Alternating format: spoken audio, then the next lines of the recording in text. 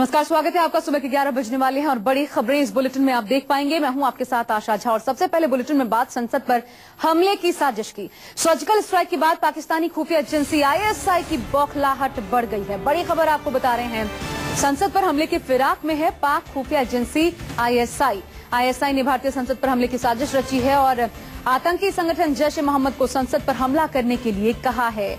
साथ ही ये भी निर्देश दिए हैं कि अगर संसद पर हमला करने में नाकाम रहते हैं तो फिर प्लान बी, प्लान सी भी तैयार है। दिल्ली सचिवालय, अक्षरधाम मंदिर और लोटस टेम्पल को निशाना बनाया जाए। खुफिया एजेंसियों और जम्मू कश्मीर पुलिस की सीआईडी ने आतंकियों की बातचीत इंटरसेप्ट की है और इसके बाद इस बड़ी साजिश का खुलासा हुआ है। इससे पहले आपको बता दें, याद होगा वो दिन जब संसद पर हमला किया गया था। 13 दिसंबर 2001 लोकतंत्र के सबसे बड़े मंदिर पर इस दिन हमला किया गया था और आज तक देश उसे भुला नहीं पाया है। लेकिन एक बार फिर यही नापाक साजिश रची जा रही है। दोहराने की साजिश है। जैश ए मोहम्मद को बाकायदा इसके लिए निर्देश दिए गए हैं। जैश ए मोहम्मद का सरगना मौलाना मसूद अजहर, जो कि पठानकोट हमले का भी आरोपी है, उसी पर एक बार फिर ये जिम्मेदारी आईएसआई चीफ की तरफ से दी गई है।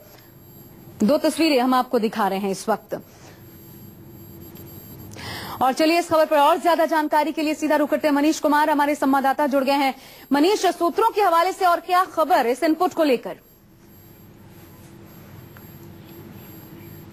बिल्कुल आशा, और आईएसआई और जो जैश ए मोहम्मद, इसको लेकर जम्मू कश्मीर की जो सीआईडी और खुफिया विभाग है उसने इंटरसेप्ट किया है कि जैश ए मोहम्मद को, आपको याद होगा आशा कि जैश ए मोहम्मद ही वो आतंकी संगठन है जिसने उरी की घटना को अंजाम दिया था। ये खुद डीजीएमओ ने अपने प्रेस कॉन्फ्रेंस में इस बात का खुलासा किया था और एक बार फिर जैश ए मोहम्मद को आईएसआई ने कहा है कि ये बौखलाहट है कि जिस तरीके से भारत ने सर्जिकल स्ट्राइक किया उसके बाद किसी भी तरीके से भारतीय संसद के पे हमले का वो घटना को वो अंजाम दे।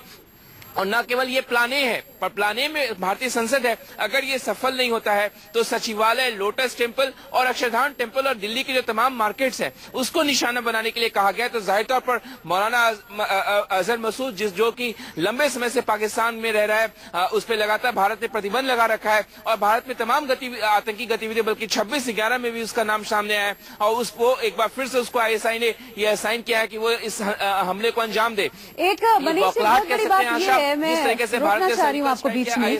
इससे पहले खबर आई कि आईएसआई चीफ रिजवान अख्तर को हटाया जा सकता है और उसके बाद अब ये नई खबर सामने आ जाती है कि आतंकी हमले की साजिश, संसद पर हमले की साजिश रची जा रही है। क्या इन दोनों में कोई तालमेल आप देखते हैं? क्या ये कुर्सी बचाने की कोशिश हो सकती है रिजवान अख्तर की तरफ से, आखिरी कोशिश? बिल्कुल, ये कुर्सी बचाने की कोशिश हो सकती है और न केवल आईएसआई बल्कि आशा ये देखिए कि आर्मी पे भी दबाव है। वहां पे जिस तरीके से भारत ने सर्जिकल स्ट्राइक किया तो वह बौखलाहट है। हालांकि वहां पे जो डेमोक्रेटिक फोर्सेस है, पाकिस्तान में कई अंदरूनी जो राजनीतिक दल है या राजनेता है, वो लगातार, आपको ये भी याद दिला दूं कि जो 22 दूत नवाज शरीफ ने जो अलग अलग देशों में भेजे थे उनको काफी खड़ी खोटी सुनकर उनको वापस आना पड़ा है। तो उनको ये भी सुनना पड़ा। लेकिन जो आर्मी है और वहां जो आईएसआई है उस पर दबाव है कि ऐसे घटनाओं को अंजाम दे। लेकिन वहां पे जो कुछ राजनेता हैं लगातार विरोध कर रहे हैं कि इन पर सख्ती कार्रवाई की जाए जो आतंकी वहां से ऑपरेट कर रहे हैं। लेकिन आपको याद है कि इन दबावों के बावजूद ऐसा होने नहीं वाला, क्योंकि इनका जो आतंकी है चाहे आर्मी है उसका भारी दखल है। तो जाहिर तौर पर आर्मी का पे दबाव है और आईएसआई पे दबाव है कि ऐसी घटनाओं को अंजाम दे। बहुत बहुत शुक्रिया आपका मनीष, हमसे बातचीत करने के लिए, तमाम जानकारियों के लिए।